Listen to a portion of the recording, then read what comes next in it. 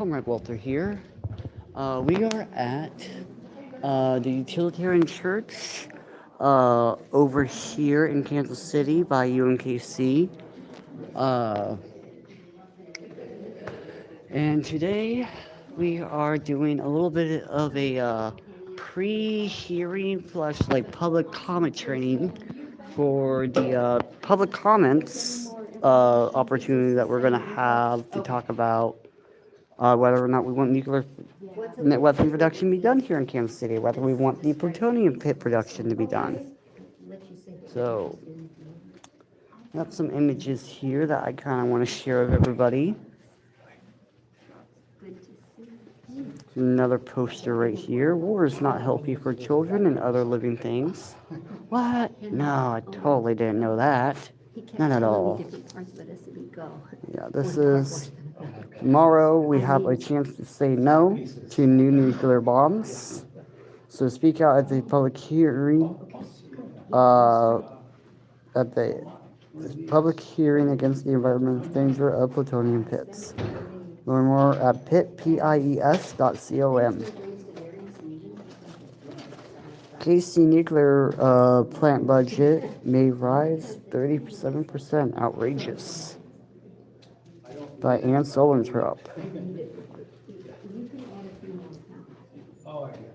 This is a statement from the KC Star.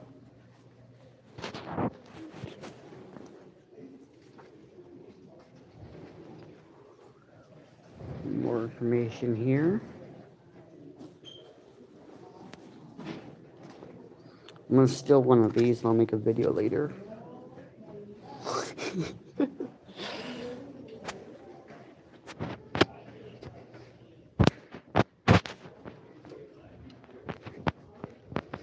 Alright. Got my backpack and jacket right here.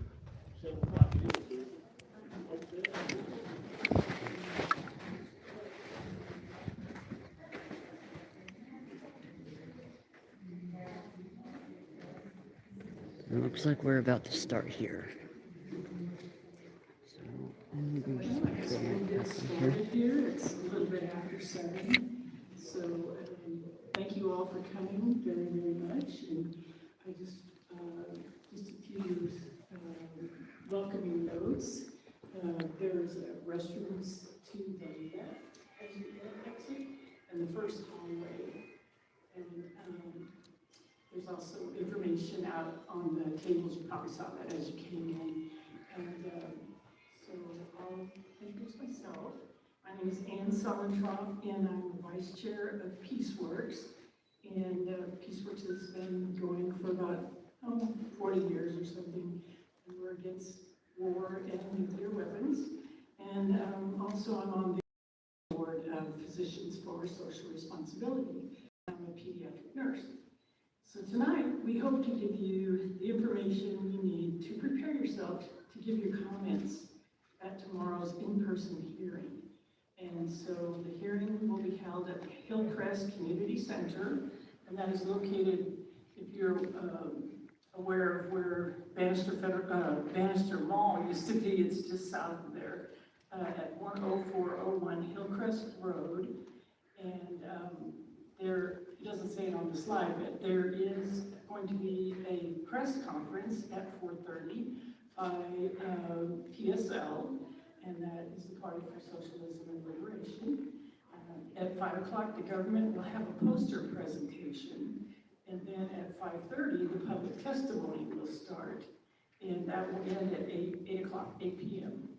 And you do not have to pre-register to testify, but you do have to sign up when you get there. And each person has 3 minutes to speak, and that's about equal to about 400 words. It's not very much. And do not hesitate to speak out. People have been protesting nuclear weapons for decades, and that is the only way we're ever going to get rid of them. Because the other side wants to keep doing, more and more and more. All of our comments will be recorded, and the government must respond to them. And over to the next slide. So you may also email, you can speak there, and then also email, fax, or snail mail your comments or questions into the government. And the address to send them to if you email is PEIS, P-E-I-S, @nnsa.doe.gov. And the deadline for getting those comments in is July 16th. And you can refer to the website pitpeis.com for full information on all the information that you need. And all comments that are submitted will be equally considered. But one caveat, it's best to use your own words, because if you copy and paste from suggested comments too much, your contribution might be lumped together with similar comments and only counted as one comment. So we don't want to do that. Tonight, we will hear a brief introduction from me, and then a short presentation from Bryson Ripley from Vets local chapter of Vets for Peace on how nuclear weapons fit into the U.S. empire and its war making. So give a little context. And then we have two very knowledgeable national speakers here. So honored to have them. Dr. Denise Forte from the Union of Concerned Scientists. They are an environmental toxicologist, and I'll introduce her more in depth later. And Jay Coughlin, and he is the executive director of New Watch, New Mexico. There will be time for questions and answers until 8:30 p.m. because they told us they want us all out of here by 8:45. So you can come up to the microphone and ask your questions. So for the star of the show, we are going to talk about plutonium a little bit. Plutonium is a highly poisonous radioactive substance that is created from splitting your highly enriched uranium in a nuclear reactor. The half-life of plutonium-239, the isotope that is used in nuclear weapons, is 24,100 years. So that means it is going to be deadly and dangerous for a total of 240,000 years. The plutonium pit is the core or trigger of a thermonuclear weapon and is called the primary. A plutonium pit is a hollow sphere with tritium in the center to boost the explosion, and tritium is also radioactive. There is a very hard and toxic substance called beryllium surrounding the plutonium. Then regular explosives are placed around the plutonium pit that will compress it to make it reach criticality. And that means its atoms start splitting, which is called fission. And this releases a huge amount of energy. It also produces X-rays that penetrate the secondary, which is the uranium part of the bomb. So that's that blue part. And this causes fusion, where atoms add on subatomic particles, and fuse together. This releases enormous amounts of energy. That's like the sun. That's what the sun does. A modern nuclear bomb is massively bigger than the ones that destroyed Hiroshima and Nagasaki. Hiroshima was destroyed by a single small uranium bomb, and Nagasaki just a tiny plutonium bomb. And look what it did, just flattened the entire city, killed thousands and thousands of people.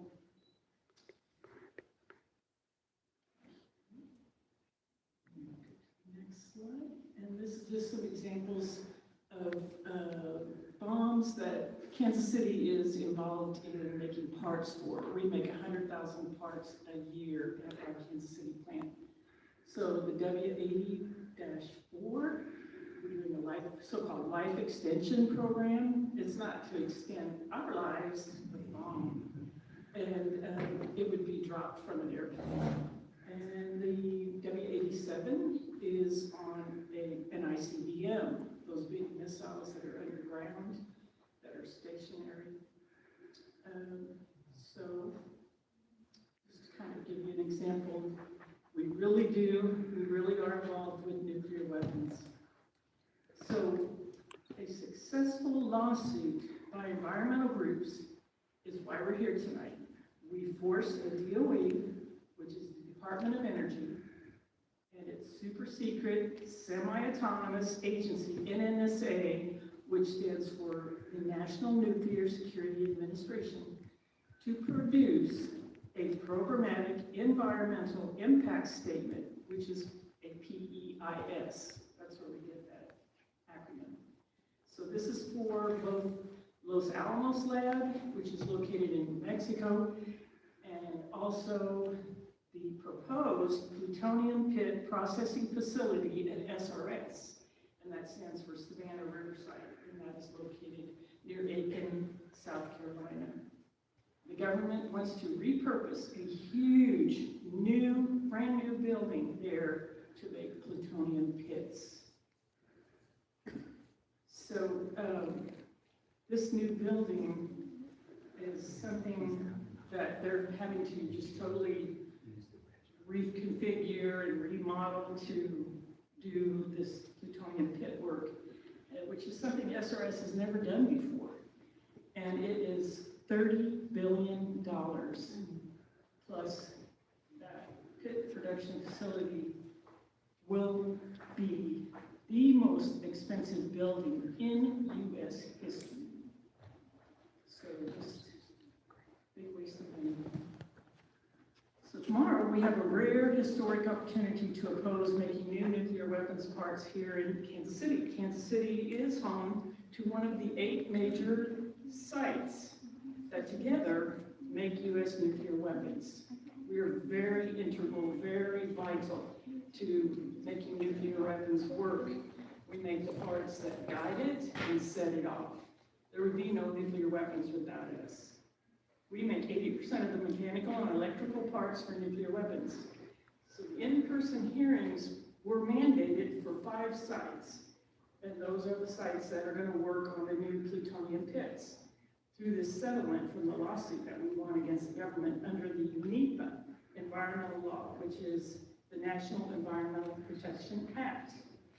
And just by the way, the current administration is trying to get rid of that act. What could go wrong? The government made plans to produce 80 or more plutonium pits per year for 50 years. But they did not consider community input on our health and our environmental safety, which is required by law.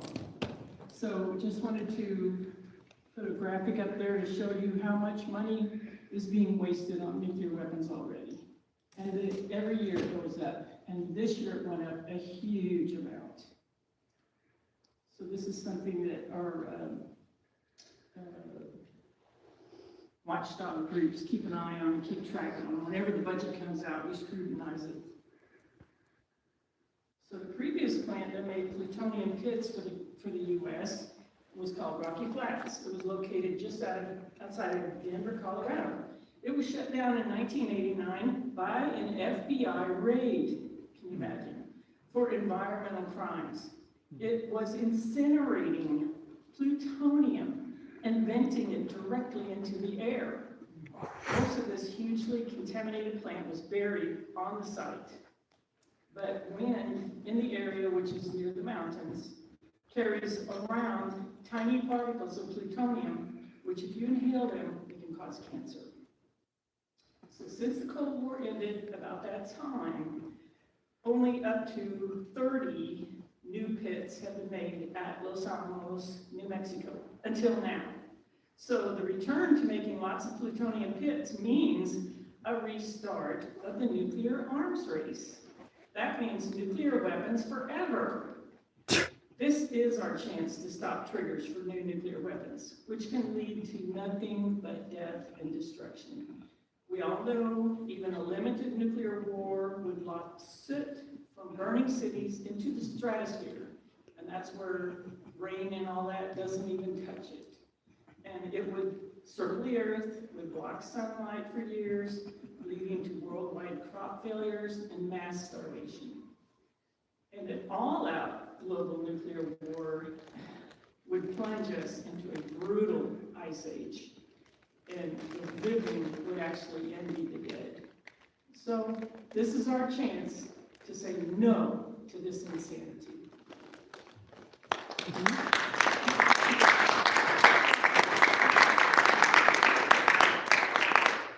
So now we'll hear from Bryson Ripley from Vets for Peace. Thank you.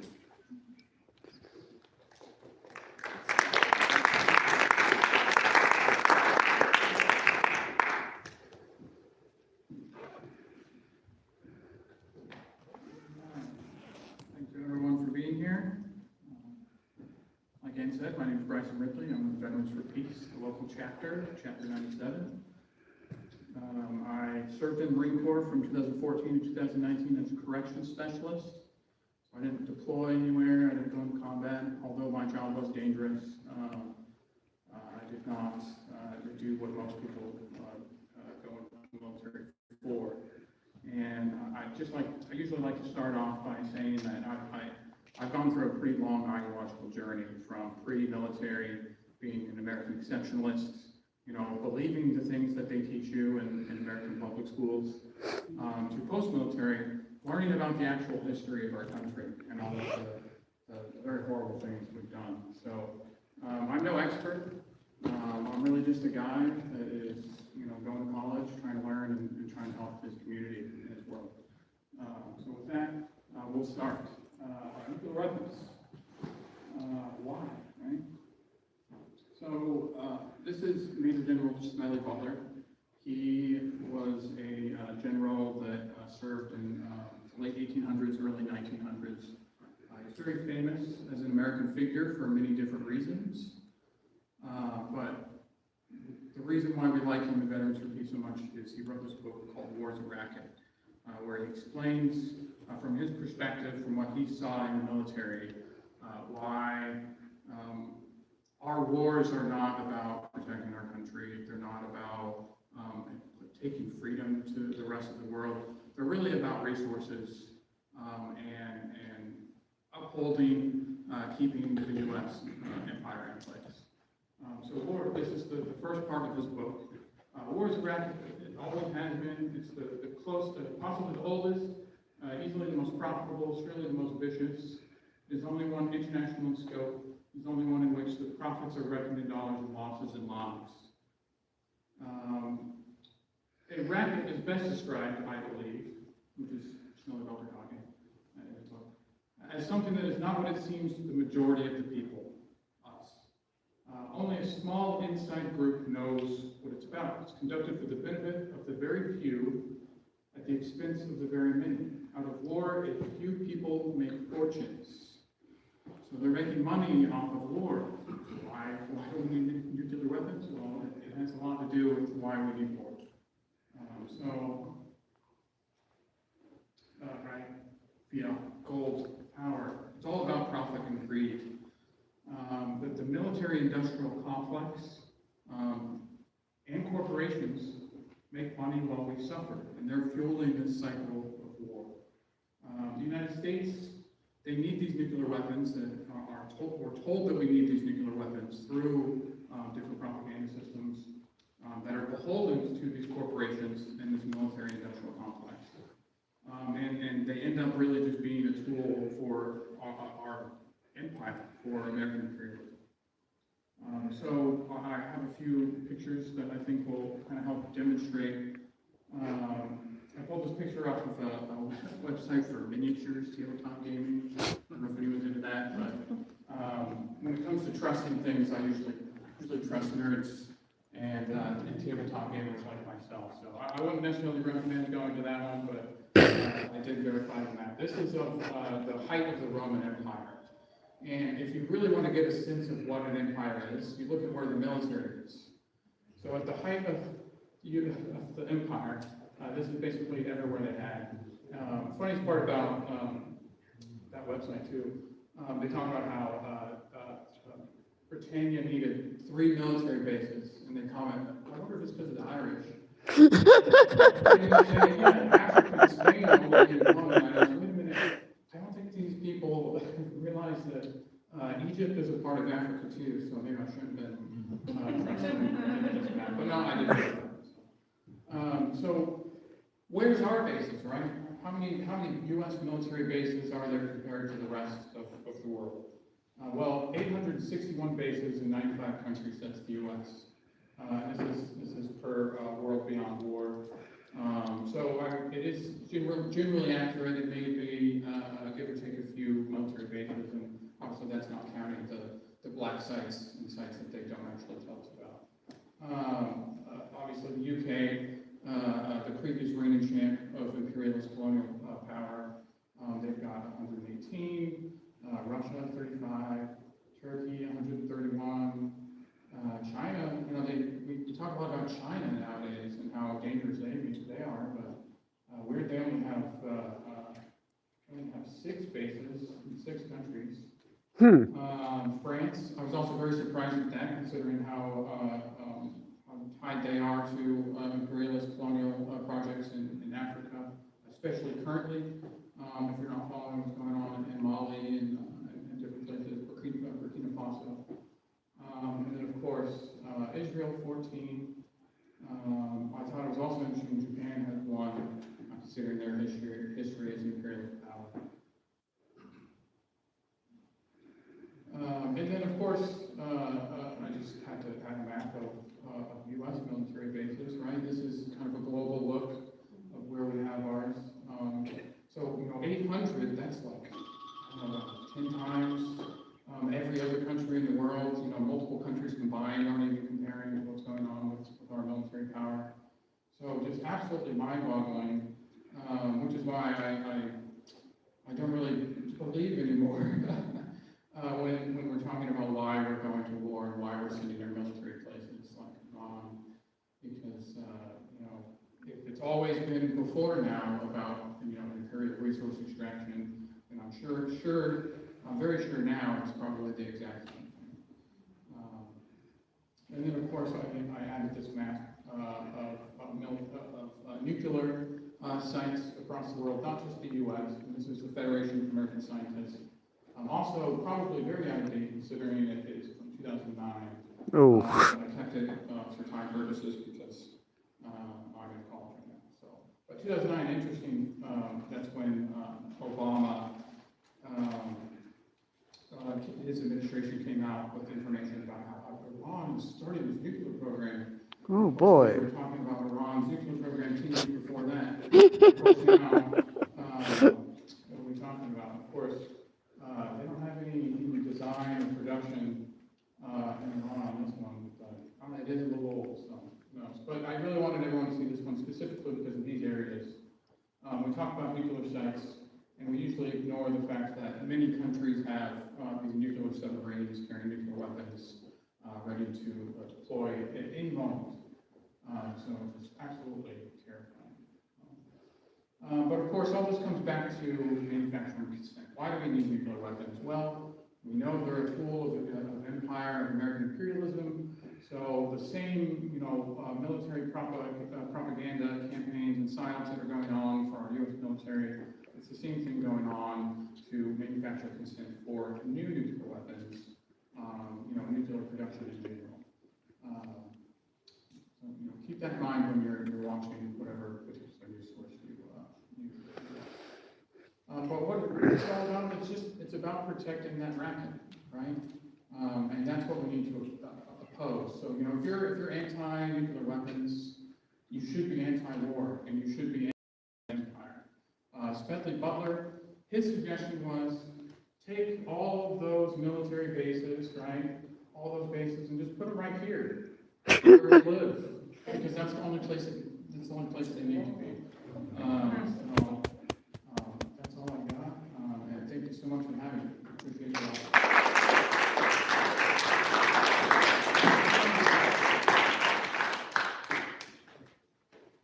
And Miranda reminded me that on my last slide, I should have explained that those were pictures from PeaceWorks and other groups that come here to protest at our nuclear bomb plant. So that's what those were about. We've had about over 200 arrests for trespass to show our disapproval.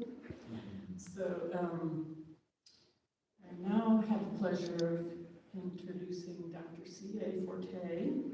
She is a scientist for the Union of Concerned Scientists in the Global Security Program, specializing in environmental toxicology and epidemiology. Their work with the UCS focuses on the health and well-being of communities affected by nuclear weapon mining, exposure, and the threat of exposure. Prior to this, they also worked at the U.S. Navy and Marine Corps as a deployment health epidemiologist researching active service member deployability and the environmental impacts of the U.S. Norfolk Naval Hospital.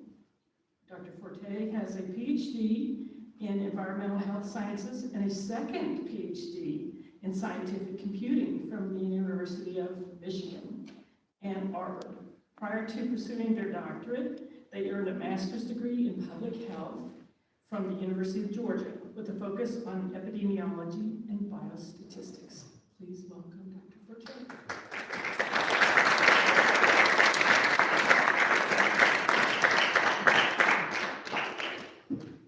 Okay, thanks y'all very much for the warm welcome. Yes, that is my name. Also, if you're wondering why there's Sharpays in my intro and last slide, it's because when I just Google PEIS, I get a bunch of Sharpay images, and it made me very happy.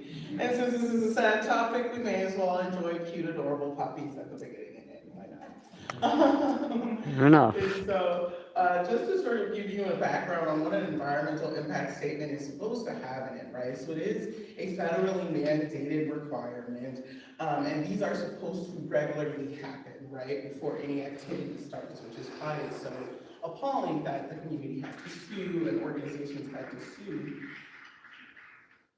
to be able to, to be able to actually get this programmatic environmental impact statement. And so there's two forms of these environmental impact statements. There's a site-wide environmental impact statement, which every single federal location that has activity that could affect the environment and surrounding community has to complete. So there is one specifically on the Kansas City plant and their operations, right? And then there's programmatic environmental impact statements.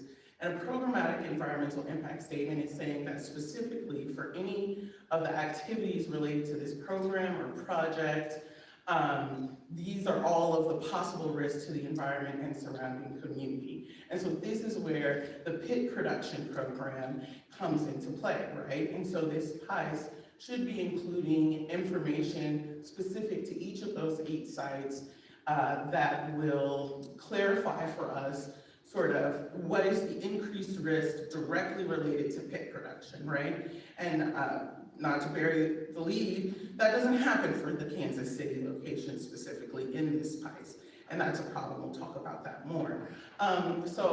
Again, these should also address all of the risk, and most importantly, and I think this is a note that I kind of keep reiterating myself as someone who has been in statistics and sort of scientific computing and understanding regulatory standards, is that currently where we find ourselves, our federal agencies are not using the best science or best known practices for developing regulatory standards or for creating these sort of reports. And that should be a concern for us, right? So there's the legal requirements of these environmental impact statements, but there's also the onus to do good work, right? What is the point of making a report if you're not going to do it correctly? Now, the Kansas City National Security Campus, based on when the Kansas City plant moved locations, they went back and were able to sample the area and discover sort of what was being used there. And based on that, there were over 2,400 toxic chemicals and materials used as of 2016, right? And you can see this long, exhaustive list of the different things that are there. I don't have all of my notes, I apologize. But I will say there's a lot of chemicals that should be of concern. Dicot is included in that, which is an extremely harmful herbicide. I actually started by working chemistry and chemical exposures, and so I moved from the pesticide industry actually to nuclear weapons about a half a decade ago. So I was really interested in that section, but there's also things like toluene, benzenes, there's volatile organic compounds, there's PCBs, BPA, and many other very harmful materials that we should be concerned about, including lead and other heavy metals that are known to affect the human brain and growth. So I want to clarify that thinking about the growth part, right, we're mostly thinking about children and people who are newly born, right?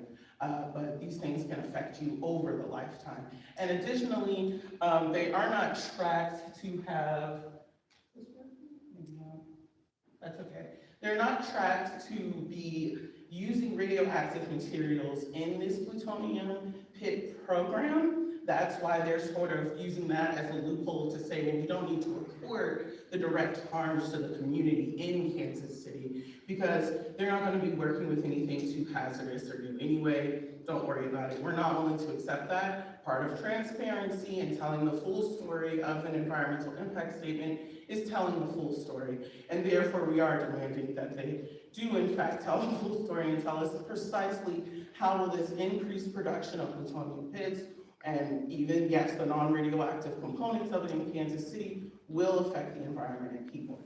And so there's a lot of different hazards that you can experience in the workplace. We've got some fun images here, especially when we were talking about electrical components, and I found this stock image, I just had to include it. But it's important to understand that accidents can happen in and along transportation routes, which of course all of these things are going to have to be transported, most likely to the south, most likely to Texas at the Pantex location, to actually assemble the weapons together, right? So you've got more trucks on the highway, which are traveling, commercial vehicles traveling with your own car, so it's more and more wear and tear on the roads and everything like that, and all of those are costs to the people of Kansas City. You have to understand that there's lots of debris and pollution, right? So since 2024, the Kansas City plant has gotten a large grant to expand, and I believe Jay, the person speaking after me, will talk to this a little bit more, but they got a very large grant to expand, so they're almost doubling in size, and again, we need to understand and have the right to know, is this related to the plutonium pit project? And also, even if it's not, what is this expansion and all of the dust and pollutants, in the air that it's kicking up? How do those affect people's health in addition to whatever increased risk the plutonium pit project could create? And so you have to remember as well, when you're working with large machinery and things, you can be crushed. You can get cuts like lacerations or scrape up against things, get abrasions. So physical injuries are still very important. Everyday workplace injuries like ergonomics and so on are also still important. And when we look at workers, so workers from the Kansas City plant have been sort of complaining for years now that they're having health harms and they're having health effects, and they keep being told, well, you shouldn't have any health harms, it's not radioactive materials, you know, you're essentially being delusional. And someone in public health who has worked in government and nonprofit and academia and pharmaceutical and all sorts of fields related to human health, I never disbelieve people when they come forward and tell me they're hurting. That's the first point of doing public health, is that I'm not an expert on your area, I'm not an expert on your body, you are, and therefore you're the one to tell me that. Many of these people, out of 117 reports, 60 of these people reported cancers. There were reports of thyroid disease, there were goiters, there was reports of tumor disorders, both benign and malignant, from these workers, right? So out of 117, we know 60 were cancer. That's a very large amount, that's over half, so clearly there's something radioactive happening. And when you look at that list of 2,400 toxicants at that location, you do see radioactive materials, including uranium, in that report. And so it's important to understand that. And then of course, talking about beryllium and berylliosis, which is a very harmful disease that causes inflammation of the lungs and can result in scarring of the lungs as well as lung cancer. And so these are very important to discuss. And it's also important to understand that there are non-radioactive chemicals that can also cause an increase in cancers, such as benzene, which I mentioned earlier. But the list does go on, and if in questions we really want to get into the nitty-gritty, I am so happy to. That is my jam. And so, as I mentioned, the Kansas City plant was not actually included in this programmatic environmental impact statement. However, we can do some reporting or ideas, as I've been talking about, from the site-wide environmental impact statement that was released some years ago, as well as the site exposure matrices. That's the report of 2,400 toxicants I keep talking about. And a toxicant, if you're like, that's a new word for me, it's literally any toxic material put in the environment by a human source. So all of these things we are talking about are man-made. We don't have a need for nuclear weapons. I think the two folks who spoke before me made a very good case. And so again, why are we increasing toxicants in our environment? And so, as I mentioned, they make the non-radioactive components, and that radioactive materials are not slated to necessarily be produced or handled or shipped through Kansas City according to the PICE, but that does not absolve them from giving a more detailed and completing the actual statistical risk assessment of what will harm folks in the environment and living in the area. And again, as I mentioned before, there are many common industrial chemicals, including diesel fuel exhaustion. I think I named all of these. A lot of solvents, paints, and strippers, like solvents that strip paint as well. And then, of course, again, in that same list of 2,400 materials, of course, you see beryllium, tritium, both gas and tritiated water, and uranium as well, all of which are considered carcinogenic. Well, except, sorry, beryllium, but all of which do harm the human body. Beryllium mostly harms through its chemical properties. And so, as I mentioned before, I of course, I'm an expert on science and mathematics, and I very much love that. I understand the human body at the cellular level, all the way up to understanding how communities connect with each other and build power to fight against institutions. But I am not from Kansas City. I've never lived in Kansas City. I came on the 5th and have eaten at least a third of my body weight in barbecue. The rumors are very true. Thank you. But especially, and I put in here a brief discussion. I didn't know much about the venue and things, so I'll keep this sort of short. But I'll say, when you come to the podium, even if you don't have a question or something, and you're just like, hey, my family member had this happen, or this happened, or my neighbor, or something I know, feel free to share that if you're comfortable, or to come up to me after we're done talking and chat a little bit. I'm happy to answer whatever sort of things have been beating around your mind. If I don't know the answer, I will happily get back to you and look it up, and I can send the information to Peace Works Kansas City for you. Or you can take my info, either one. Here, these are the main talking points that, as an organization, the Union of Concerned Scientists, are interested in discussing. The colors are completely arbitrary. I just wanted to add a little spice. So there's actually no evidence of us actually needing to create new plutonium pits. So the argument that the NNSA is making is that, well, the current plutonium pits that we have in our nuclear weapon arsenal are aging, and therefore we should just make all new pits and stuff those in the nuclear weapons. Now, when you actually do a literature review, like my colleague, Dr. Dylan Spalding did, and you look across the literature and you read, you find out that most of the research shows you can actually reuse pits. That pits last a lot longer than they're claiming in their report, and so on and so forth. And so it's very important for us to understand that not only are nuclear weapons altogether unnecessary, but these new plutonium pits are very unnecessary and are also going to most likely, as Ann said, be put into these new nuclear weapon models, but they're not saying that per se. There's not clear transparency, and that is also a problem. So these pits, oh, I just said that, I'm sorry, y'all. I got caught up in the colors. So PICE must also perceive federal actions. And this is so important. Yes, we already sued once, but this is important because far before the federal government approves a budget, approves how they'll handle things, they are supposed to get public feedback and public commentary. And that is a legal requirement that's not different for anyone. And that did not happen in this situation. We are now years into producing plutonium bits. Jay will go into all of the costs in great detail, but I mean, we're talking over $10 billion already spent, and you've gotten not a single person's feedback from the community, and that's a problem. And then, some of these get really detailed, I'm sorry. And then, the activity, yeah, I support this. Okay, I'm sorry, y'all. I didn't have my notes. I was assuming I'd be on the computer.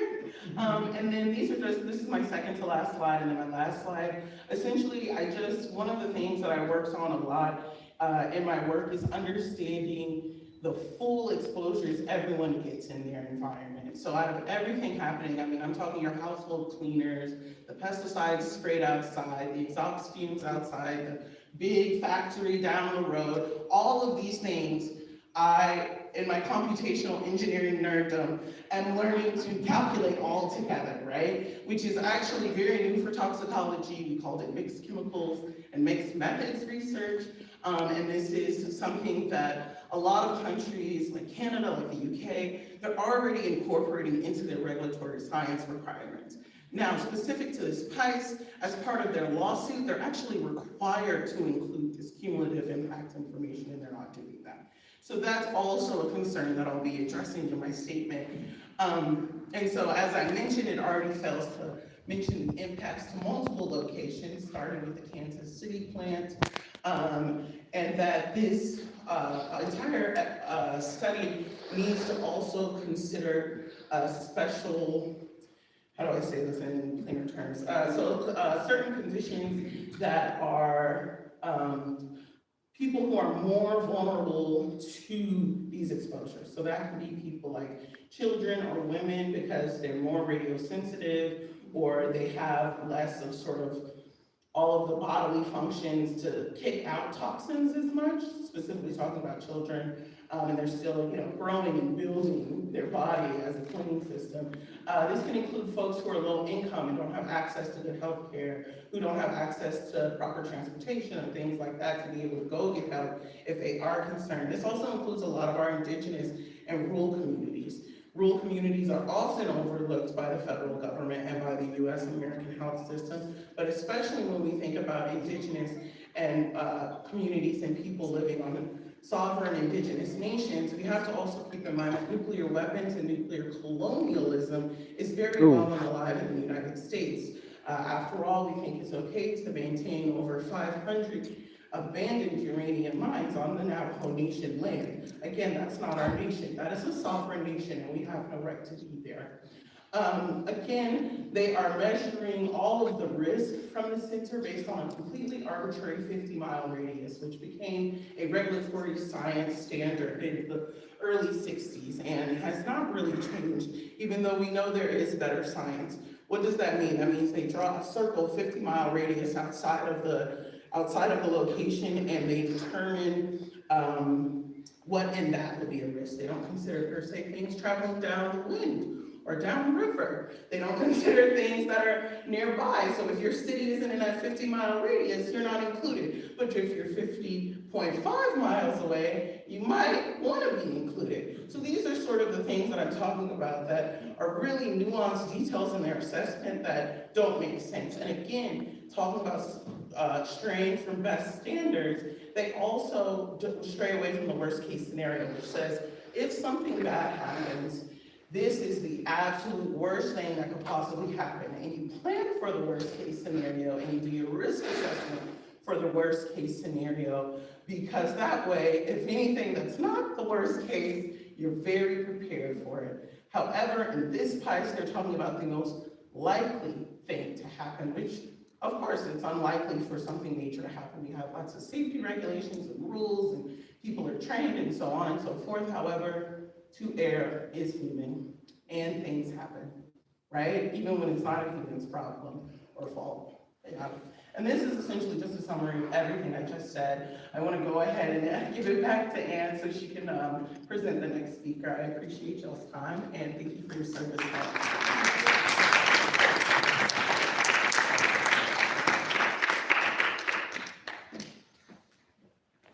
Excellent. Being a nurse, I'm just so fascinated. So, Jay Coughlin is Executive Director of Nuclear Watch New Mexico, a nonprofit organization that watchdogs the Los Alamos National Laboratory in the Department of Energy's nationwide nuclear weapons complex. He has worked successfully against radioactive incineration at the Los Alamos Lab and in Clean Air Act, Freedom of Information Act, and National Environmental Policy Act lawsuits against the Department of Energy. Among other things, he prompted a 2006 independent study that concluded that plutonium pits, the fissile triggers of nuclear weapons, last at least a century, leading to congressional rejections of new design nuclear weapons and their production. He is now centrally engaged in fighting against the U.S. government's most recent and serious attempt to expand plutonium pit production, the choke point of resumed U.S. industrial production of nuclear weapons.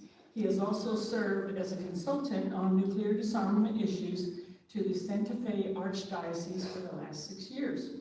And I met Jay for the first time in 2006, I believe, when he came to Kansas City to warn us that the Kansas City plant was going to be torn down and that they're going to build a new nuclear production facility, the first in the U.S. in 32 years. And he asked for a volunteer to lead that effort, and my best friend volunteered, Donna Constantino. And 8 months later, she said, "I'm burnt out, can you take over?" And I was like, "Okay, but you better help me." So one of the things that Jay taught me, his mantra is sue early and sue often. Jay Coughlin.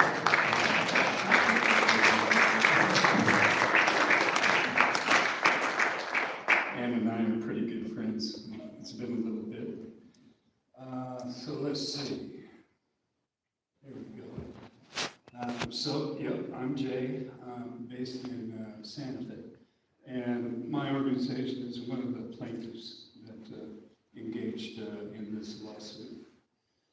So a brief history of it. This is something I like to stress. This has been a long fight. It's not over. It won't be over next year. It's going to go on for decades. But it started in 1990. And at that time, the Natural Resources Defense Council got a court order requiring DOE to complete a programmatic environmental impact statement on its post-Cold War nuclear weapons complex, and DOE just ignored it. It was a court order from a federal judge in D.C.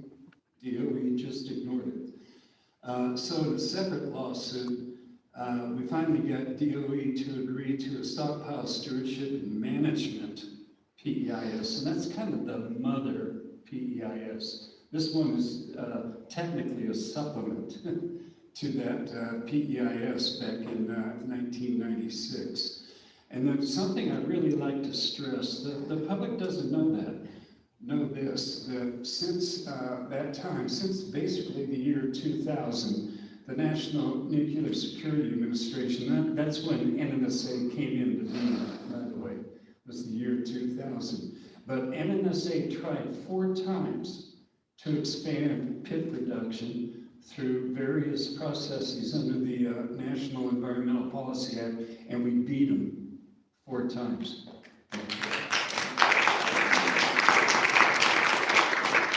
And it should be obvious why I want people to know that, is we've been successful in the past.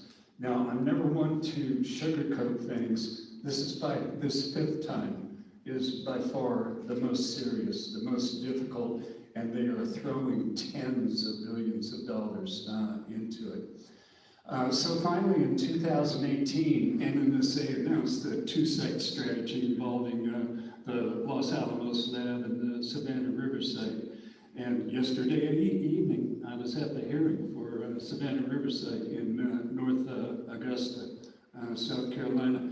And I gotta tell you, they were surprisingly strong, so I'm challenging Kansas City, to be as good as the folks in South Carolina. So they were surprisingly strong in their comments.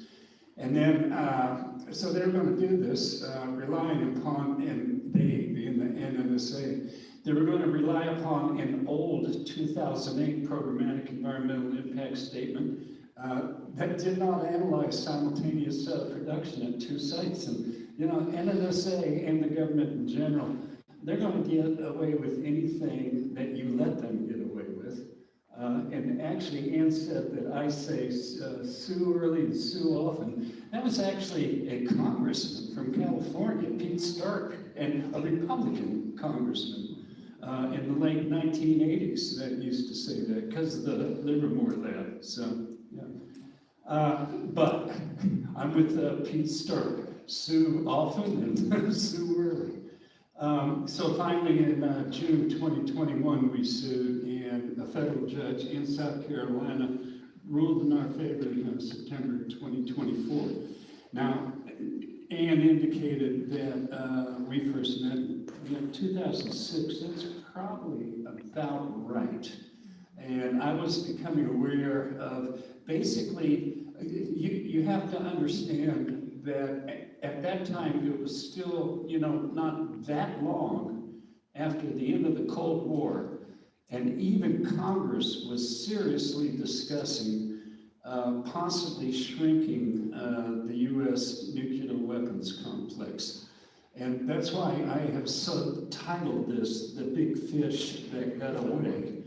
So basically, the folks here and NNSA, I'm going to say conspired to essentially defraud the American taxpayer to avoid congressional appropriations and to avoid congressional scrutiny and to come up with alternative financing that had no upfront costs to the American taxpayer, but had bigger costs down the road. So, and this really galled me back at the time, that the municipal government of Kansas City, Missouri, declared 180 acres producing soybeans. They declared that to be urban blight. And using Missouri state tax codes to address urban blight, cooked up this financial scheme with NNSA that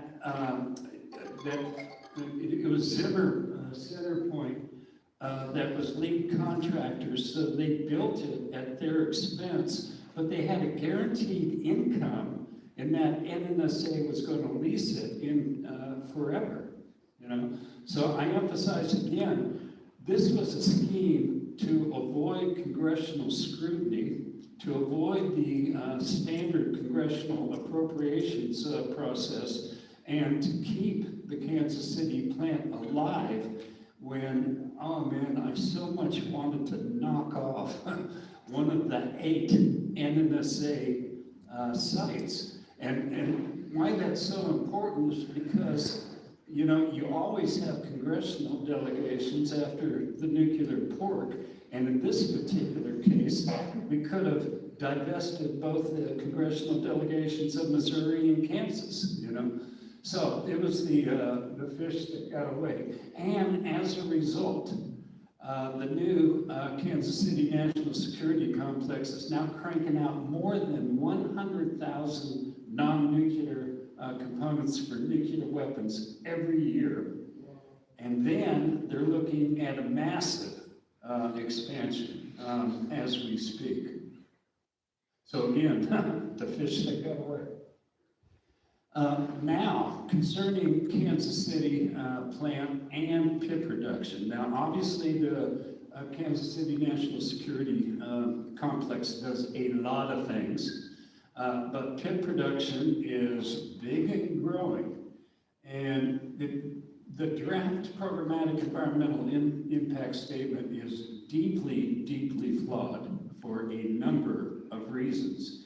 And, I'm I'm somewhat careful with my words, so I'll say that they're highly misleading instead of just lying. But as you can see, they explicitly say first that operations at KCNSC, and the ellipse there, the 3 dots there, I put that there because it mentions like 4 other sites.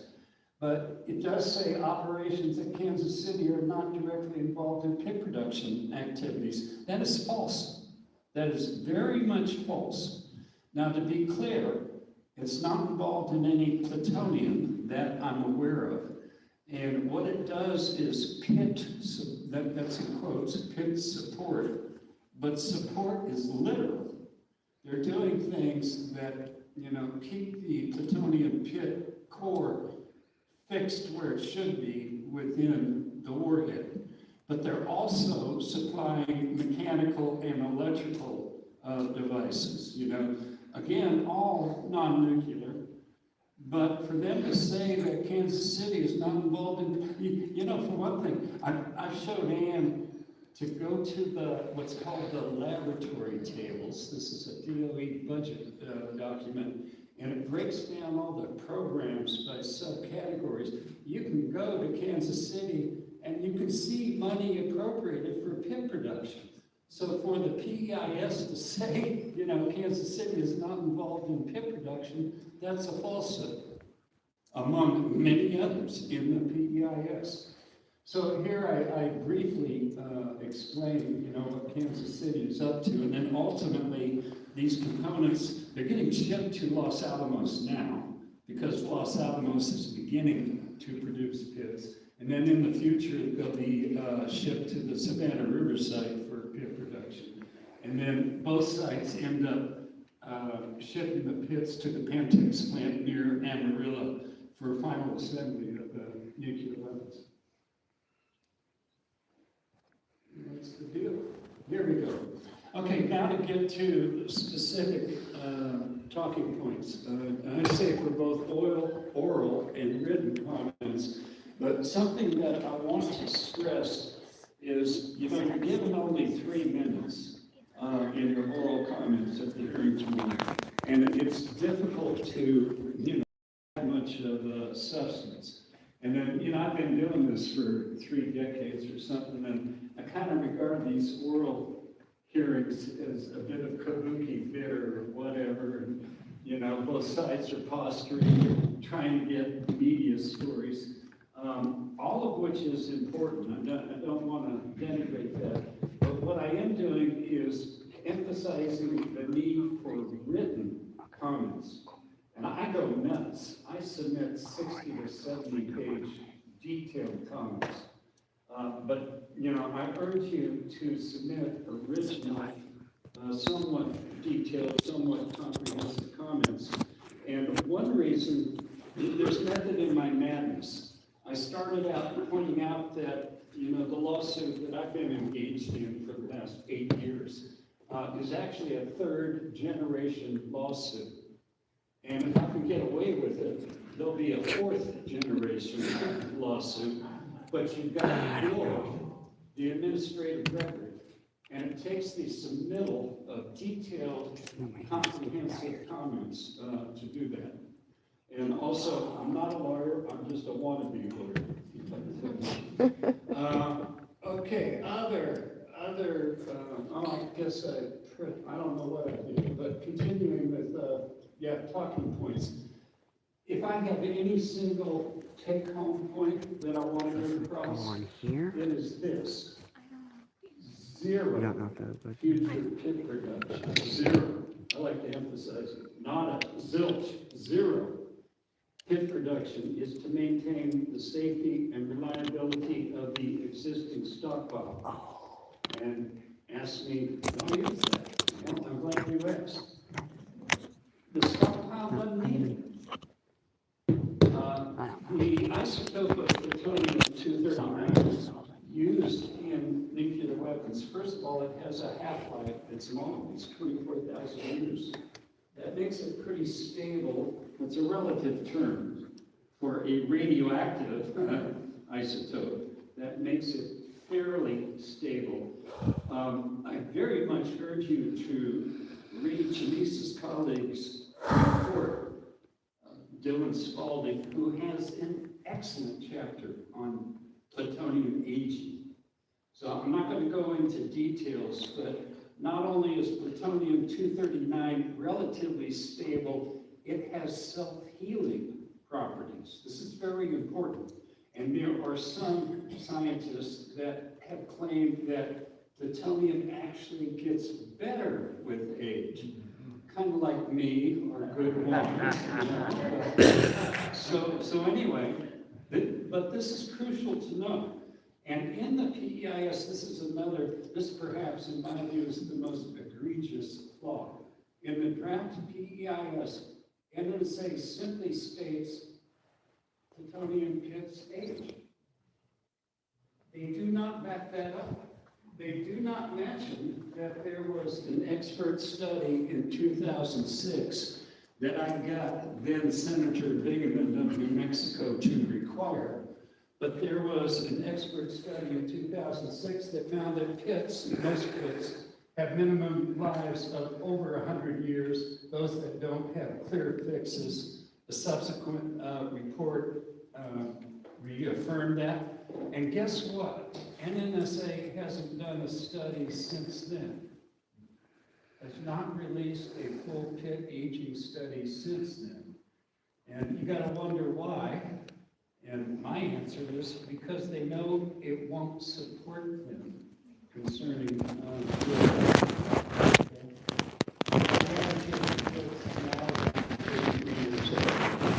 and there's already at least 15,000 existing pits sitting down at the Pantex plant near Amarillo. Astronomical costs, at least $60 billion over the next 20 years. The punchline is the Independent Government Accountability Office says NNSA has no credible cost estimates. And personally, I don't think that's out of negligence. I think that's out of design. I think if NNSA was forthright up front about the costs, Congress would have had very serious questions, but this is typical. Get a program, lowball it, get a program rolling, and then it gets very difficult to kill. In addition, pit production is so troubled that the Deputy Secretary of DOE ordered a special assessment of the program to be completed by mid-December. I have filed a Freedom of Information Act request for it. I know that others have. I know that Senator Elizabeth Warren and Congressman John Garamendi have asked for it, and it's still being covered up. We're not seeing it. There is a radioactive waste problem, and as a proud New Mexican, I am proud to report that my environment department is getting surprisingly strong. And this is, it is wonderful. And 8 years ago, my environment department sucked so bad that the secretary, his first name was Ryan, and I just kept calling him Lying Ryan. That was my name for that. Oh, this, I got Janice laughing. Well, one more quick thing. He resigned as environment secretary to become executive director of the New Mexico Oil and Gas Association. That's how bad it was. But anyway, nowadays, the New Mexico Environment Department is, they're amazing. And among other things, they are insisting that old legacy Cold War radioactive waste be buried at the Waste Isolation Pilot Plant, which is in southern New Mexico, and so far is the world's only deep geologic dump for radioactive waste. But my environment department is, on DOE's butt. You must prioritize old waste. And NNSA explicitly states that new waste from pit production will be prioritized at the waste isolation pilot plant. And further, my great environment department is requiring DOE to start looking for a new out-of-state dump. And I did want to suggest Missouri. That would really get you guys going. Uh-oh, Ed's looking a little alarmed. But it'll be very politically controversial, and that's a big deal. Maybe about a decade ago, a senior NNSA official was quoted in a media article saying, WIP, and again, this is the waste isolation pilot plant, the dump. He said, WIP is the Achilles heel of pit production. So I say that just to emphasize how important this is. And if we can constipate the process, we might get somewhere, okay? Now, there is limited existing pit production capability at Los Alamos. We lost that battle in 1996 when pit production got moved back to its place of origin, which after all was Los Alamos. But it was capped at 20 pits per year. So I'm trying to keep it capped. I really want to warn you about pit production at Savannah Riverside. Now, they're having incredible problems, incredible delays. So it's questionable if they ever will establish it there. But if they manage to do so, I'm being Cassandra in the wilderness here, it will end up being Rocky Flats light. It will start producing, plutonium pits and, obviously this is my speculation, but I'm betting on a couple hundred a year for new designs for the new arms race. So we really need to beat pit production at the Savannah Riverside. Okay, another egregious thing. This bugs the hell out of me. The draft programmatic environmental impact statement. That's a direct quote. NNSA emissions are fully consistent with and support the U.S. commitment to the NPT. Now, I'm always in danger of taking too long. I'm sorry. It's a character flaw. But what's your name again? Anne mentioned her good friend Donna Constantine. So she joined, my organization, ANS, belongs to a nationwide Alliance for Nuclear Accountability. And so Donna accompanied us, and we're meeting with the head of the NNSA. And so Donna is a complete greenhorn. And the head of NNSA comes down to the lobby in the Forstall building on Independence Avenue to meet us. And the first thing he says is, we're all in favor of nuclear disarmament. It's only a question of timing. And then after that meeting, Donna said to me, I may be new to this stuff, but I think I know bullshit when I smell it. So that was Ann's predecessor. But so I find it ironic, to have the PIS make this claim when, as we speak, a review conference is underway at the United Nations. And it's held, these review conferences are held every 5 years. And for the third time, everybody pretty much assumes that this review conference will make zero progress towards nuclear disarmament. And in fact, we're going backwards. And the main reason we're going backwards is because these huge modernization programs and pit production is actually the key issue. The Pentagon says so. Pit production is the key modernization issue. Even if it does, I'm sure a couple minutes the Big Five will veto it anyways. I'll let you all quickly read that, but the punchline's at the bottom. Modernization means nuclear weapons forever. I want to emphasize production facilities expected to be operational until 2080, and the PIS is explicit about that. It has a time range of 50 years. for pip production. So this is no flash in the pan. We are talking, you know, nuclear weapons forever with active measures towards that end for the next half century. Now, I'll kind of get ready to wrap up, but, you know, for starters, I grew up as a military kid, and so I don't know, somehow I've been fascinated with military things all my life.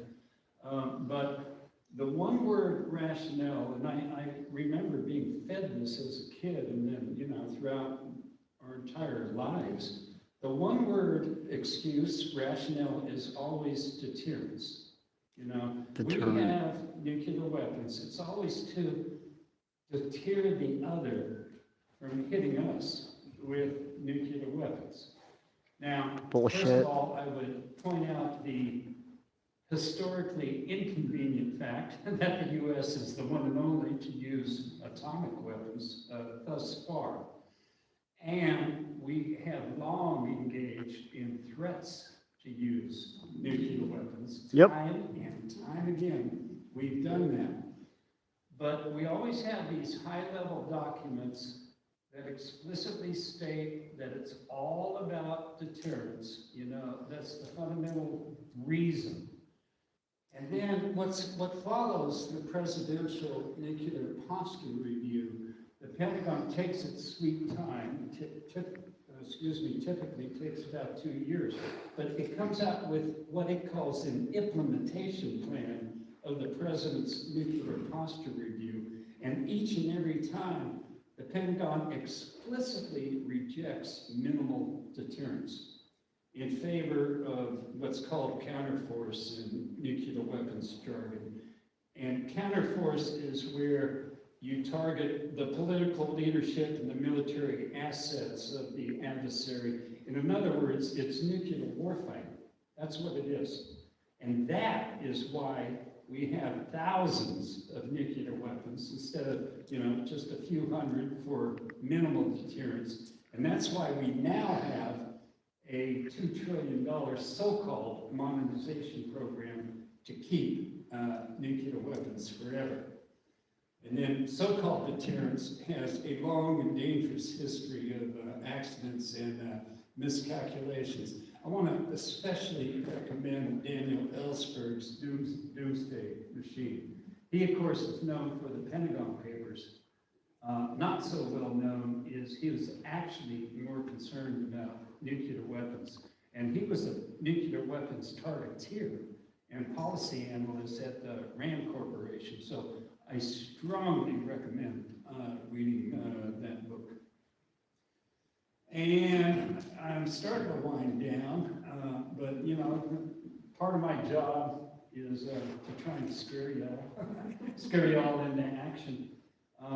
You know, I think it's pretty clear that the most dangerous 13 days in human history were during the Cuban Missile Crisis. Oh, God. October, was it 1962 or 63? I forget. 63. But arguably, that's the most dangerous it's ever been. And the public doesn't know this, but there were somewhat similar situations over Berlin a couple of times. Yep. And then in 1983, Ronald Reagan made the Soviets really uptight. So that was another flashpoint. But it, you know, things,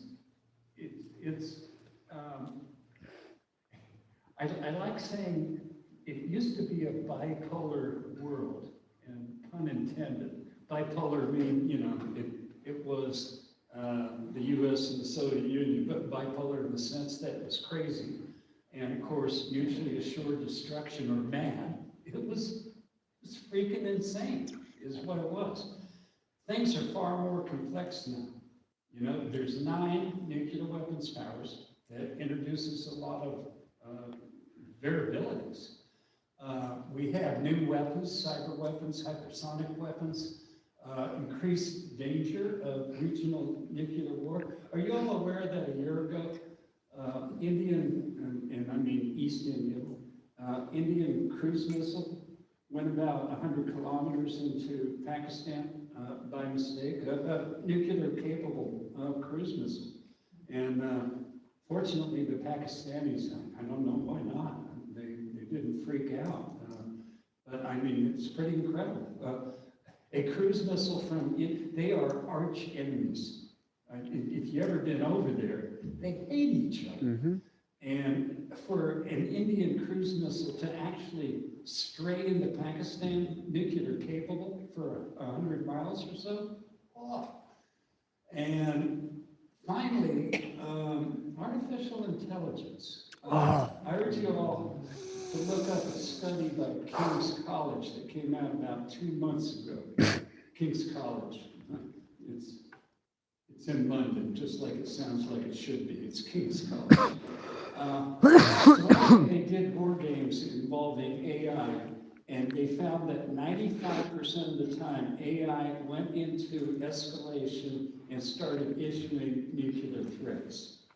Now, you know, I fault mankind, and I put the emphasis on man instead of womankind. I fault mankind. It's always a race to the bottom.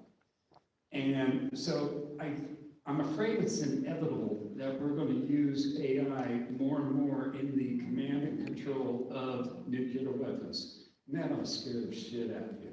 You know, I could rattle off 2 instances where mid-level Soviet commanders, through gut instinct, helped the world, more than helped, prevented nuclear Armageddon, just because of gut instinct. And if AI ever sidelines that, you know, who knows what might happen. Oh, God. Okay, you know, obviously I'm an activist, and part of my job is to encourage you all to be active. So this programmatic environmental impact statement is a good platform for that. It is, however, limited in time, of course, and MSA expects to, and I was told this by MSA officials last night, they expect to wrap this up sometime early next year. And we need to think in terms of, you know, continuing the fight. And we really, really need to do that. And so, you know, this is not just a flash in the pan. This is, you know, we got to play the long, long game in this one. So do be thinking about that. And I always want to end up, you know, or end with a little bit of a prep talk. And when there's not hundreds of people here, I like to end up citing Shakespeare and Henry V, and, you know, we brave few, we band of brothers, and I add sisters, but, you know, we brave few. And, you know, what we are doing is noble. This is noble work. And the way I view it is that we are attempting to preserve the opportunity for the human race to achieve full capacity or full enlightenment, or, you know, whatever you want to call it. That is what our mission is, and it is honorable and good, and we need to go forth with determination and do it, and of the available tools. So I started in writing, I stated this PEIS is an imperfect tool. I know that quite well, but it's what we got, it's at hand, it's on deck now. Let's use it to the maximum extent that we can. And then, after I prepare these slides and send them today, I ran across one more, and this will be the last slide, but this is also, I tried to motivate you all in an uplifting sense. Now I'm going to try to motivate you in, what do I call it, a downlifting sense. But I had to make a connection in Charlotte, North Carolina, so I ran across this. I ran across this while I was there in the airport. And so that is the Kansas City logo, top left corner. So you can find this on the Kansas City website. And so U.S. stockpile milestones, and you see it goes all the way back to Fat Man and Little Boy. Okay? Yep. But what I really, the reason I'm sticking this in for you all to view is for the stuff on the right, under future, okay? And here, we're talking, I'm using this to demonstrate that I and we don't pull things out of thin air when we're saying they're going to do new designs. There you go.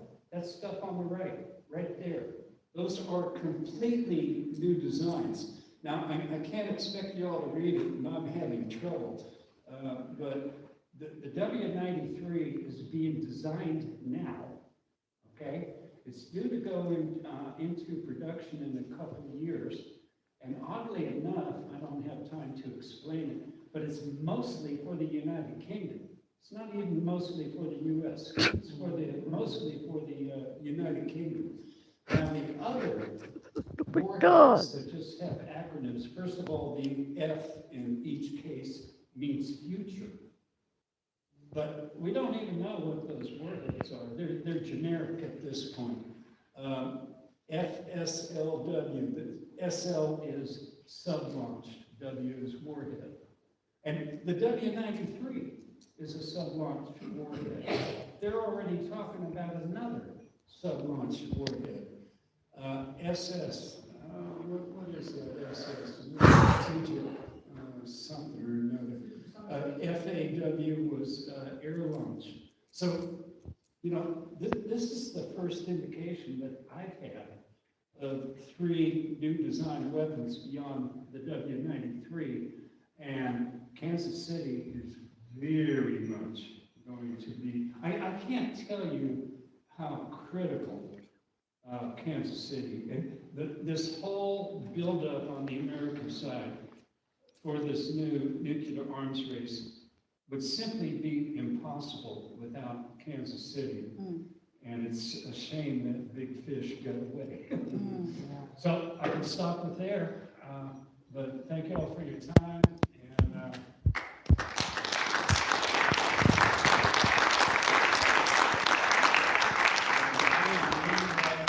Q&A, right?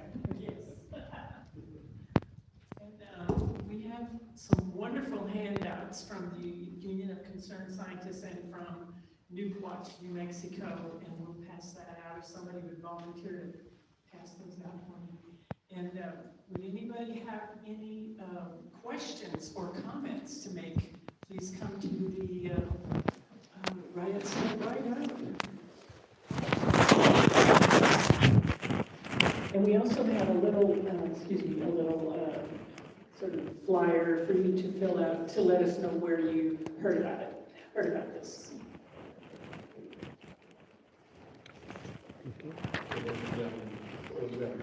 Just go right ahead, and ask your question. Trying to think about how to word it real quick. I mean, it's not really a question. I mean, it is a question, but it's not a question, I guess. What I'm wanting to ask is I, went to Truman High School, growing up. So named after Harry S. Truman in Independence, Missouri. So I learned about basically the effects of nuclear weapons, as a young teenager, and I remember seeing the images of, not just the nuclear shadows, of the after effects of what's left behind from, a person being evaporated for a nuclear weapon. We're also hearing the stories and seeing the images of people who were affected by radiation poisoning. I don't know if you all have them, or if there's a way we can get them before tomorrow, but is there a way that we can get pictures of those, famous images of what are the effects of on people of what it looks like that we could take in and we could show them, at the hearing tomorrow? Yes, you can bring photos photos, you can bring banners, it's allowed. Yeah. Well, I'm asking, do you all have any printed out? Yeah, well, I think Jane might have them at her house. Yeah, so we can ask her. All right, Yeah. thank you. We have lots of photos and lots of materials. Was there something else that you were thinking about? Go ahead. Yeah, I wondered about the relation between the U.S. nuclear program and Israel. And how much exchange, how much exchange of information?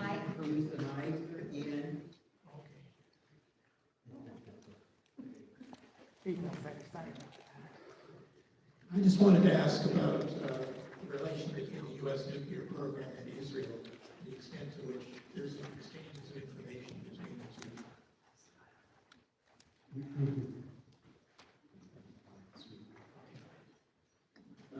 two. Okay, the question was relationship between U.S. and Israeli nuclear weapons. Now, for one thing, it's kind of interesting that you asked that question because there's a headline, recent headline that some Democratic Party members of Congress have written to the Trump administration saying basically come clean on it. Now, but to answer you specifically, there's not a direct relationship that I'm aware of. There's a very direct relationship between the United Kingdom and the U.S., but not Israel and the U.S., to my knowledge. But that said, the intelligence agencies between the two countries are deeply intertwined. But I should leave it at that. I'm sorry, I got a question on the live stream. I'm gonna ask y'all. My friend Quinn asked, was Kansas City involved in the development of Fat Man and Little Boy? Involved in what? Development of Fat Man and Little Boy, the nukes that we dropped on Hiroshima and Nagasaki. Oh, no, the Kansas City plant began in 1949, so it wasn't involved in Hiroshima and Nagasaki. But probably we inherited or got this plant here in 1949 because Truman is from this area. Right. One interesting note that I saw on the Kansas City website, it's the only site that has had the same contractor ever since its beginning, and that's Honeywell. So just an interesting note. GE or Westinghouse. And Bendix. Bendix. And Allied Signal. Allied Signal too. You know, you're right. And I actually knew that, but they say that on the website, on the Kansas City website. Yeah. They maybe the nuke plant has. Maybe they're talking about the new one. Yeah. Yeah, maybe. I bet you that's it. But I'm sorry, I knew that. I knew it was called the Bendix. Yeah. In the old days. Hello. So I guess I have two questions technically. The first one is, does the Department of Energy already have the money that they're requesting for the building of these pits? And the second one is, in the ideal world and for the benefit of the people of America, where would that money be better spent? Okay, I'm repeating questions. It was, does DOE already have the money for pit production? Where would it be better spent? First of all, you probably know this, but appropriations are an annual affair. And so just a month ago, and this is for the entire government, the budget request came out for 2027. Now, what I can tell you, the 2027 request, and this is for both Savannah River and Los Alamos, is $4.9 billion, and it's going to be $5 billion for the next 6 years. So it's a lot of money. Now, where would it be better spent? Take your pick.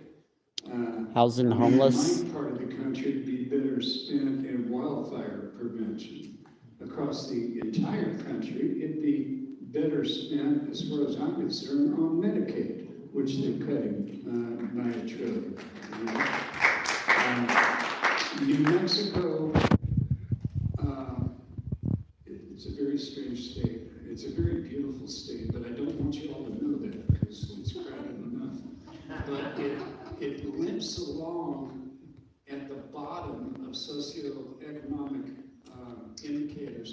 It is rated the lowest in child well-being and lowest in quality of education, but yet DOE spends $10 billion in the state of New Mexico every year. So what good does it do the average New Mexican? The same amount as the entire state budget, by the way. Wow. Yeah. So I think you ought to ask Janice some questions. She's got degrees and I don't. So ask her stuff. I might add also that the Kansas City plant budget for 2026, the actual one was over $1.5 billion. And for 2027, they are requesting over $2.1 billion. And the amount for plutonium pit production is over $55 million. So it's some hard cash. And just to stack a little, that's about an 80% increase from previous year's ask. Can you hear me? Yeah. My question is, in 3 minutes, you've given us so much information, how can we focus on, in all of it? I mean, where do we start? I feel like talking as a mother and a grandmother and a sister to my sister who died from cancer. I can't claim that it came from Rocky Flats, but she didn't live far from there. But she was also exposed to DDT as a teenager, marking our fields in Nebraska for the airplane sprayers. But, you know, I just feel like talking to them as a person about how dangerous it is and how afraid I am. And is it okay to just speak from your heart and not Of course it is. try to do all the scientific stuff? Yes, it's okay. Do it. But I would point out that one page, that I wrote, and I was trying to be quite succinct on a relatively complex subject. So, if you're looking for main points to address in your comments, I just suggest that one page. Now, Janice is the person to ask about health impacts, etc. But you have the degrees and the knowledge and the background, and we're just, I mean. You're the experts. I told you you're an expert, and here you go, not trusting me. Okay, one. But no, I think, so the whole purpose of everything that I presented to you, those are all things I'll cover in my statement in 3 minutes. It's gonna be very quick, breathy whispers into a mic, okay? To get the point across. But that is not what moves decision makers, right? What moves people in the room and decision makers and media and things is that personal story, that personal existence with these topics, right? So say there's something you're like, well, I'm kind of wondering, this is my experience, could that be related to this, right? And I can think of some statistics and things that it might be. Usually it's not gonna be a clean cut, oh, of course that was the result, Now with borreliosis, it's beryllium, right? But yeah, I think it's so important. That's why usually when I give public comment trainings and things, I really stress the importance of your lived experience. So at the start of my statement, I'll talk about all my degrees and boring work stuff, but it's so important for community, when you're in the area, to be able to speak precisely as to why this is affecting you and why you're upset and why they need to do better. So yeah, you speaking as a grandmother and a local, that is the work. That is so important to everything that we're doing, right? And everything that y'all are gonna share about your lived experience and shared story, I'm hoping when I submit my gigantic report in writing, I can back up, I can say, by the way, in these comments, we're seeing this, and this relates to these studies and this and that. And so, yeah, absolutely, we all have our role here, and they're slightly different, but yours is just as important, if not more. Absolutely, thank you for the question. I want to go back to the question, what would the money be better spent on? Because I thought another thing that should be obvious. But at the hearing yesterday evening in Augusta, South Carolina, a grandmotherly looking woman got up, to testify, and she started saying, you don't get to cook until you clean the dishes. And I thought that was good. And what I mean by that, where would the money be better spent? And I'm going to use both Los Alamos and Kansas City as examples. It'd be better spent on cleanup. And with respect to Los Alamos, this is one example. There is, well, as you know, it's a fairly arid state and getting more so. And I just had the shittiest ski season that I've ever had. I've been skiing for more than 50 years, and I just had the lousiest season I've ever had. So that's a problem. But it's getting more and more arid, and Los Alamos Lab has a huge groundwater contamination plume of chromium. And it's been known already for more than 20 years. And yet, the laboratory is so intent on producing new nuclear weapons, it still doesn't know how large this massive plume is of chromium contamination in our regional aquifer, which legally under EPA is a sole source aquifer. So, and to use the example of Kansas City, I wanted to stick in slides that I have. But 20 years ago, I found maps of the groundwater contamination at the old Bannister plant. So there's a very serious plume of volatile organics, solvents, and there's also a lot of PCBs in the groundwater under the old Bannister plant. So I submit to you, that is where the money should be spent. And it has the beauty of, we're actually talking about high-paying jobs that could go on for a couple of generations, at least in the case of Los Alamos Lab. So I'm going to repeat what grandmother said, and that's what we ought to be telling DOE. You don't get to cook until you clean the dishes. So clean up your old mess before you start making more mess.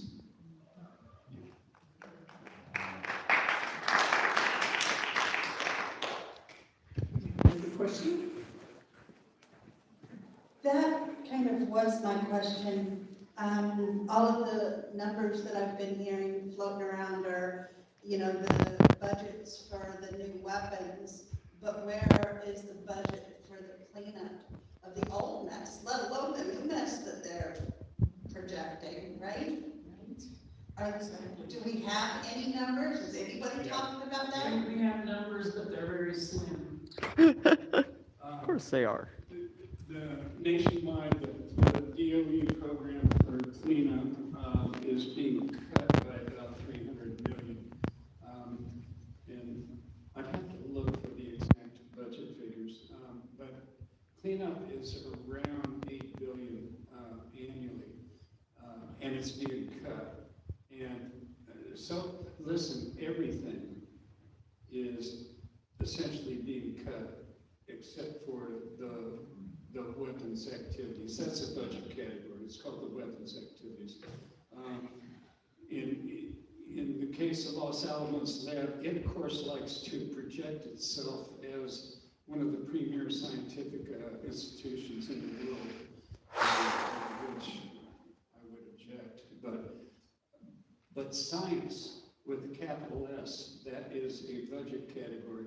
First of all, the science budget is only 80 million at Los Alamos, so it's puny. In fiscal 2027, Los Alamos is going to be $7 billion. But the 80 million science budget is being cut by half to 40 million. So basically, everything's being cut. So is cleanup, so is non-proliferation. Renewables, completely eliminated. Research into renewables. So you see how it is with the Trump administration.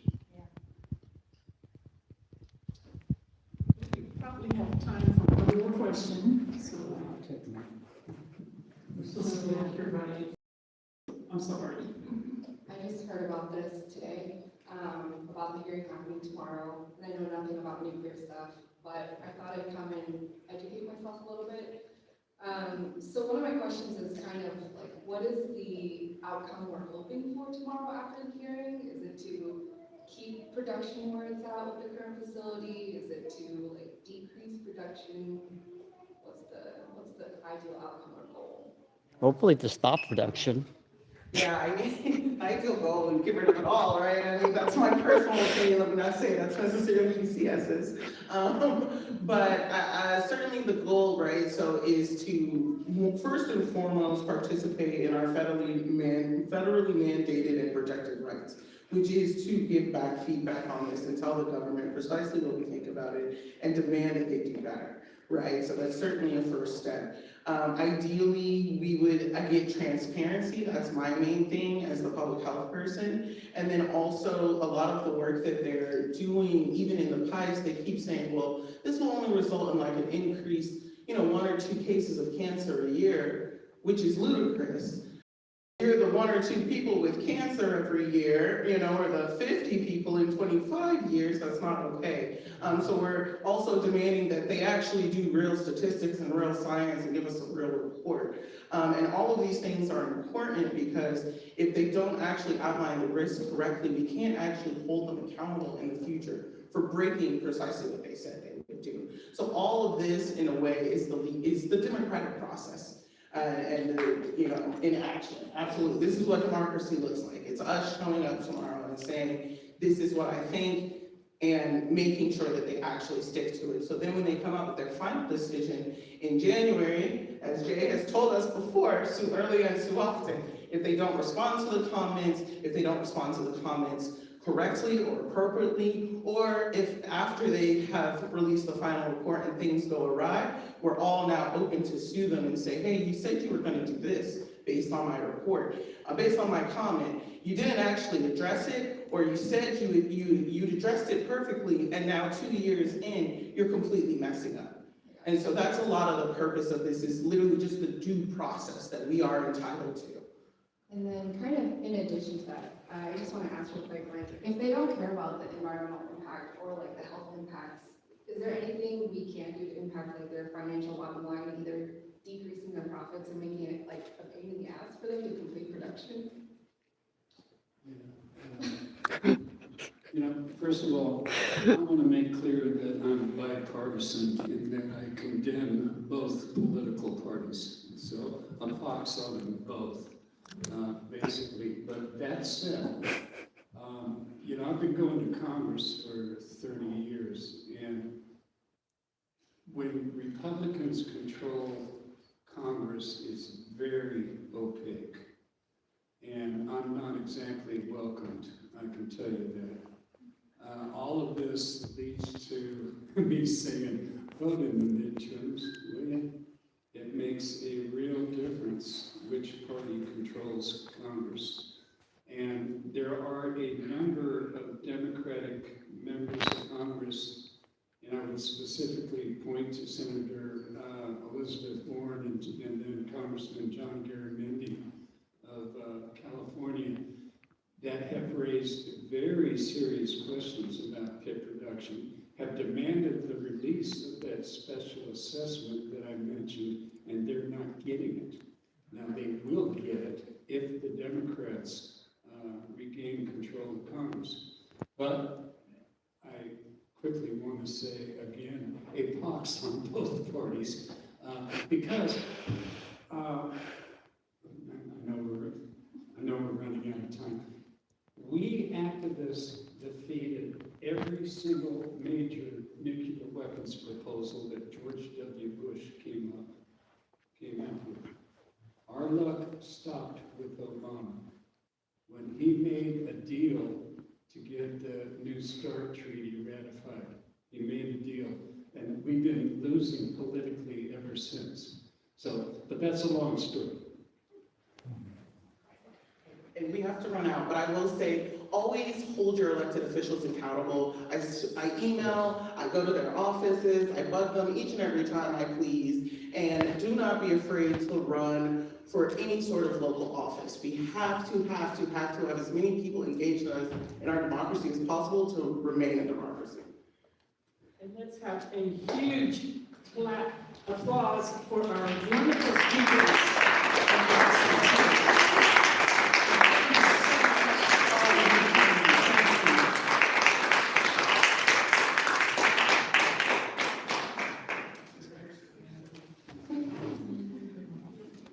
Thank you all for joining the live stream. Have a great day. See you all tomorrow. I'm gonna have to get out of here pretty quick. All right.